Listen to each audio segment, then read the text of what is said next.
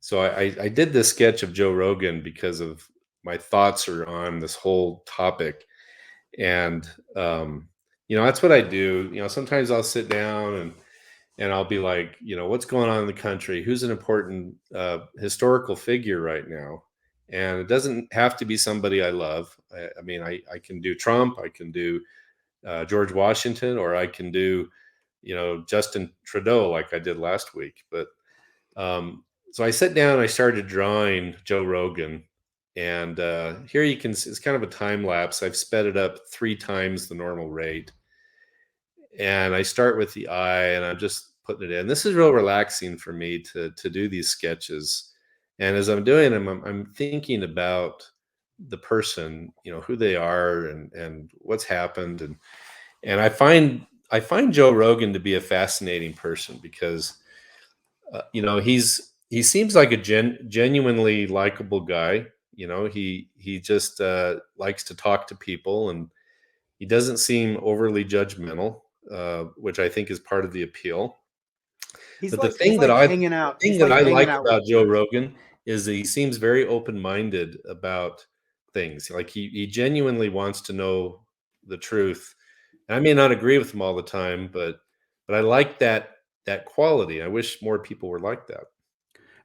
in my perspective, it's like you're hanging out with whenever you listen to a show, it's either you're hanging out with or talking with your brother that maybe has a little bit more of a liberal view of life. But like that's the conversation. I mean, you talked about everything he chatted about, which is like, you know, drugs or fighting or sports or food or really weird conspiracy theories or Bigfoot or Right. UFOs. Like, yeah, those are conversations you have with your brothers.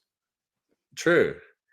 Yeah, I mean, it's kind of a relaxed atmosphere, and it gets a little weird, and it feels genuine, and he gets really interesting people on there. People that don't normally, agree to be on a podcast or be interviewed. He gets them, and I think that's part of the appeal.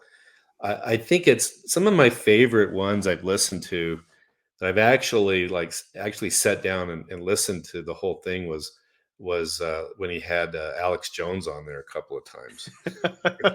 Those are like whether you disagree with or like Alex Jones, those are fantastic episodes. It's like all over the place. This is crazy fun. They're hilarious, but I think Spotify took him down. I don't Yep. think you can Hmm. even listen to him anymore. They used to They have him on took it down. YouTube.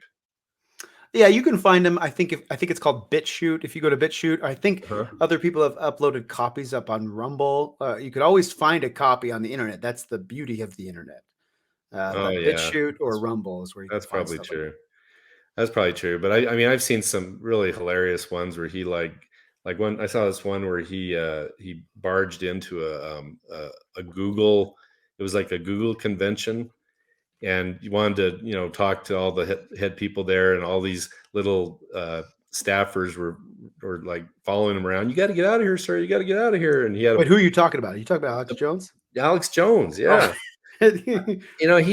He's just kind of a funny guy, and he's brought up a lot of conspiracies, some of which have turned out to be true, some of which you can't really prove, and some of which have got him in big trouble and led to him being canceled. I but mean, it's Alex like Jones was the first one that really got canceled in a major way that I remember. what Joe Rogan talked about when he brought up a video when they were trying to cancel him. This was about a week ago. He said what you might call a either misinformation right now was is actually been proven now, even though it was misinformation a few months ago. You could be kicked off of YouTube for that. But now it's been proven to be true. So he Right. goes through all of this stuff, the misinformation that the experts had supported for a while. Yeah, I mean, if you don't have a free society where people can speak openly, as long as you're not inciting violence, I think, any idea should be entertained, and the truth will prevail, and all these people that are suppressing information about different medical techniques or what have you in regards to COVID.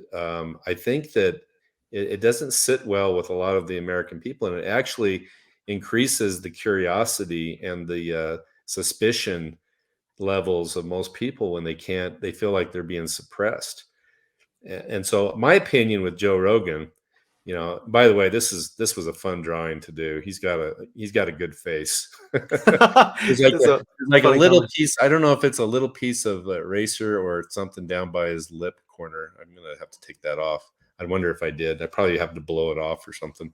So I'm covering his face now so that I can write the quote. I found this kind of cool quote I liked, and I wrote it down here. The universe rewards calculated passion. I was so excited to write it that I actually misquoted him.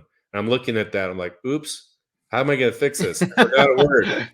I got to add a word in there. So here's what I did. The universe rewards calculated risk and passion. And that's Joe Rogan. So yeah, you got to take risks, but you got to be passionate about what you're doing. And that's a good formula for a lot of success. Be yourself. Find what it is that you love and go after it.